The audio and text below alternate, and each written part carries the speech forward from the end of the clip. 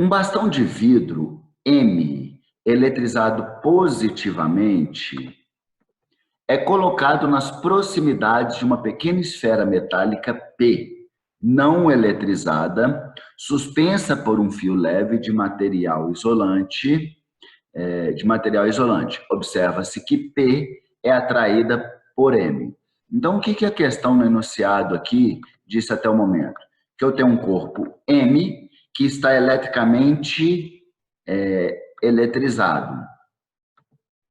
Esse corpo M ele está eletrizado positivamente. Isso quer dizer que ele tem mais prótons que elétrons na sua constituição e está manifestando uma natureza elétrica em torno deste corpo M. Próximo desse corpo M, não foi encostado no corpo M, aproximou-se o corpo M de um corpo P. E este corpo P, ele está eletricamente neutro. Se ele está eletricamente neutro, o número de prótons é igual ao número de elétrons. E para ele se tornar eletrizado, um corpo eletrizado, ele teria que perder ou ganhar elétrons. O que torna impossível. Por quê? Porque esse corpo P, o único ponto que ele está em contato é um fio leve de material isolante. Se esse fio é de material isolante, não tem caminho algum que os elétrons possam escoar, fluir do ambiente externo para esse corpo P ou do corpo P para um ambiente externo. Então, o que eu posso concluir? Que essa esfera P, ela vai continuar neutra. Ela vai continuar neutra, a não ser que eu faça com que essa esfera P sofra um processo de eletrização. Alexandre, mas ela está neutra e está sendo atraída pelo corpo M. Aí vocês lembram que eu falei com vocês? Todo corpo neutro é atraído por um corpo eletrizado devido ao processo de indução, que ele induz a separação das cargas. O que vai acontecer? Como o corpo M está do lado esquerdo do corpo P, ele vai atrair os elétrons para mais próximo dele possível e o lado esquerdo desse corpo vai ter uma maior concentração de cargas negativas, enquanto o lado direito do corpo vai ter um acúmulo de cargas positivas, beleza? E é isso que faz com que todo corpo neutro seja atraído por um corpo eletrizado.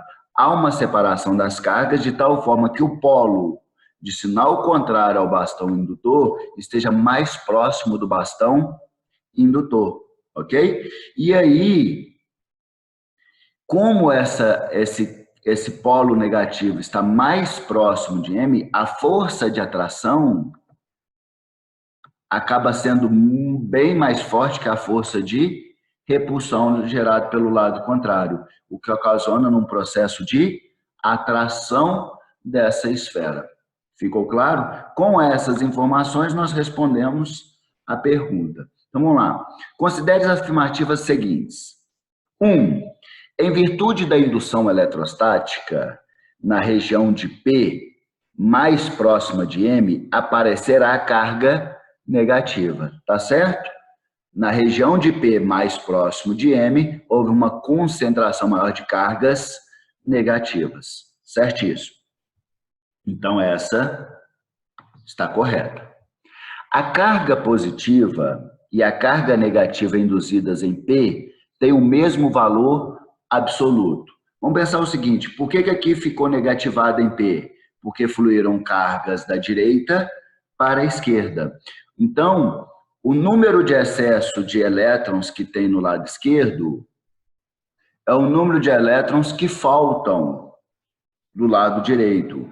E a gente sabe que a carga elétrica de um corpo, ela depende do saldo eletrônico. Lembra que Q, que é a carga de um corpo, ela depende de N vezes E, em que N é o saldo eletrônico, é o número de prótons menos o número de elétrons. Então, em módulo, o número de prótons, o saldo eletrônico do lado esquerdo vai ser igual ao do lado direito, porque o número de elétrons em excesso no lado esquerdo vai ser igual ao déficit de elétrons do lado direito. E aí, consequentemente, como todas as cargas têm a mesma carga elementar, né, todos os prótons e elétrons, eles vão ter a mesma intensidade de carga, ok? Então, essa está correta.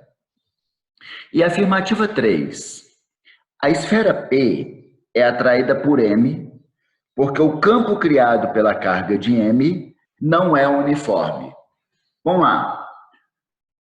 O campo criado pela carga de M é uniforme? Não. Por que ele não é uniforme? Porque para eu ter um campo elétrico uniforme, eu preciso de duas placas condutoras paralelas, eletrizadas com cargas de sinais opostos, de mesma intensidade. Então, cargas pontuais, elas não geram campos elétricos uniforme. Então, esse corpo M, ele não tem uma estrutura de eletrização que vai gerar um campo elétrico uniforme. Se tem um campo elétrico uniforme, em todos os pontos no espaço, o campo elétrico uniforme vai ter a mesma direção, o mesmo sentido e o mesmo módulo. Ok? Mesma direção, mesmo sentido e o mesmo módulo. E qual que é o módulo do campo elétrico? Lembra que o campo elétrico é igual à força elétrica gerada numa carga de prova que eu coloquei, dividido pela intensidade dessa carga de prova. Foi? Em outras palavras, eu posso falar que a força elétrica gerada nessa esfera, num corpo eletrizado dentro de um campo elétrico, pode ser determinada também pela intensidade do campo elétrico vezes o valor da carga. O que eu quero concluir com isso?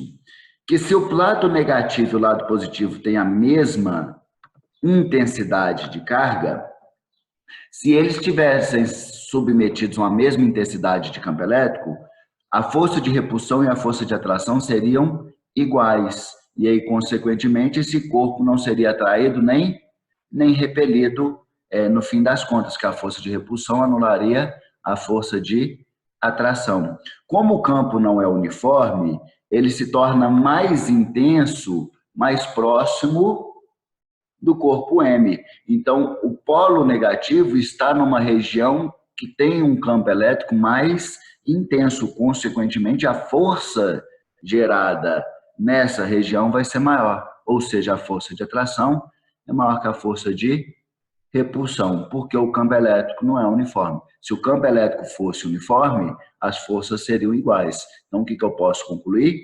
A esfera P é atraída por M, porque o campo criado pela carga M não é uniforme. Perfeitamente. Ok? Concluímos, então, que as três afirmativas estão corretas. Logo, a resposta vai ser letra D de dado.